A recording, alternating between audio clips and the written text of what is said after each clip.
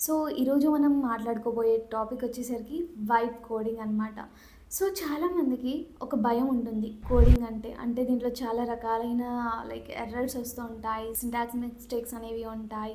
ఒక semicolon miss అయినా కూడా సింటాక్స్ వచ్చేస్తుంది. ఇలా రకరకాలైన భయాలతో కోడింగ్ స్టార్ట్ చేయరు. లేదా కోడింగ్ అంటే చాలా భయపడుతూ ఉంటారు కదా!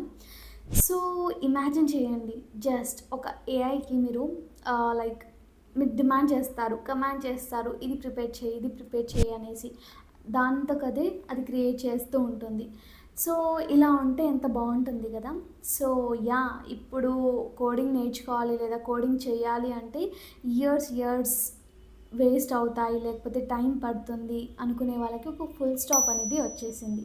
అదేంటి అంటే వైబ్ కోడింగ్ అనమాట. అంటే ట్రెండ్ అనేది చేంజ్ అవుతూ ఉంది.